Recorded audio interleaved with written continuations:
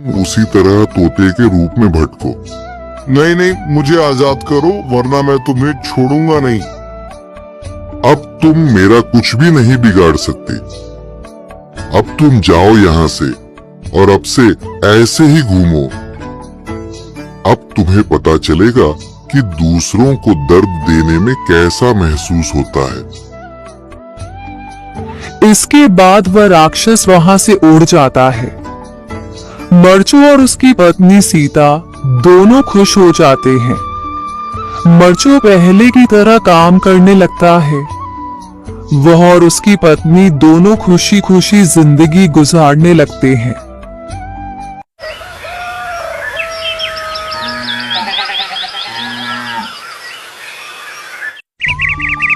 मरचू जंगल से लकड़ियां काटकर बाजार में बेचने गया, लेकिन उसे लकड़ियों के अच्छे दाम नहीं मिले।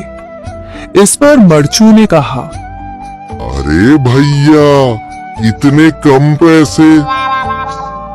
इन पैसों में तो 2 वक्त का खाना भी नहीं मिलेगा। आप मुझे बहुत ही कम पैसे देते हैं। मैं इतनी मेहनत से लकड़ियां काट कर आता हूँ, लेकिन उनके पैसे मुझे बहुत कम मिलते हैं। भैया, तुम्हारी लकड़ियां होती ही इतनी कमजोर हैं कि मैं इससे ज्यादा पैसे नहीं दे सकता। तुम्हारी लकड़ियों के बस इतने ही पैसे बनते हैं।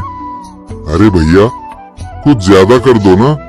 वो क्या है ना कि इन पैसों का तो कुछ भी नहीं आता। मैं अपनी जिंदगी कैसे गुजारूंगा? भैया, तुम जाकर अच्छी लकड़ियां लाओ, तभी इन लकड़ियों का अच्छा दाम मिल पाएगा, वरना इन लकड़ियों का तो यही दाम है। ये सुनकर मरचू बहुत ज्यादा परेशान हो गया और पैसे लेकर किराने की दुकान से सामान खरीदकर घर आ गया। घर पहुंचते ही मरचू की पत्नी सीता ने कहा, जी, सामान ले आए आप? हाँ जी, सामान ले आया हूँ। सीता के चेहरे पर खुशी छा जाती है, लेकिन जब उसने सामान देखा, जी, इसमें तो बहुत थोड़ा सामान है। हाँ सीता, मुझे पता है कि यह सामान बहुत थोड़ा है, लेकिन मैं क्या करूं? मेरे पास जितने पैसे थे, मैं उतने का ही सामान लेकर आ गया हूँ। इस तरह हमारा गुजारा कैसे हो पाएगा जी? आपको तो पता ही है कि हम कितनी मुश्किलों से गुजारा करते हैं। हाँ हाँ, मुझे पता है, लेकिन मैं कर भी क्या सकता हूँ? मेरे पास इतने पैसे ही नहीं कि हम एक अच्छी जिंदगी गुजार सकें। इतनी मेहनत कर रहा हूँ, लेकिन फिर भी मेहनत का फल नहीं मिल रहा। इतनी मेहनत से अच्छी लकड़ी काट कर आता हूँ, लेकिन मुनासिब दाम नहीं मिलता। मैं तो बहुत परेशान हूँ। क्या करूं? कहाँ जाऊं? अरे जी, आप परेशान न हो, आप कोई और काम देख लें। मैंने कई बार काम तलाशने की कोशिश की, पर किसी ने भी मुझे काम नहीं दिया।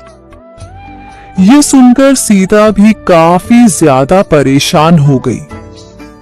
मरचू से सीता की परेशानी नहीं देखी गई। उसने अपनी पत्नी सीता से कहा, मैं फिर से जंगल की ओर जा रहा हूँ।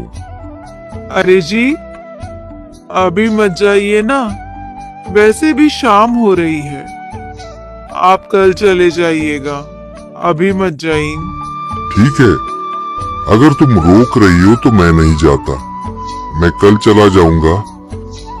इसके बाद मरचू गांव में घूमने के लिए चला गया। तभी उसे एक आदमी मिला और उसने कहा, कहाँ जा रहे हो भैया? और सुनाओ, क्या हाल चाल है? जिंदगी कैसे गुजर रही है? अरे भैया, तुम्हें तो पता है कि लकड़ियां काटकर कैसे गुजारा होता है। हाँ भैया, तुम सही कह रहे हो। और आसपास के जंगलों में अच्छी लकड़ियां भी नहीं है। इसके लिए तो जंगल के अंदर जाना पड़ेगा। पर जंगल के अंदर तो काफी सारे जंगली जानवर होंगे। मुझे बहुत डर लगता है भैया, मैं जंगल में कैसे जाऊंगा? हाँ भैया, जंगली जानवर तो होंगे, लेकिन अच्छी लकड़ियां तो वहीं से ही मिलेंगी। ये सुनकर मरचू बहुत ज्यादा परेशान हो गया, लेकिन वह आदमी बिल्कुल ठीक कह रहा था। जंगल के किनारे की सारी लकड़ियां कट चुकी थीं। अब सिर्फ जंगल के अंदर ही अच्छी लकड़ियां बची थीं। अगली सुबह मरचू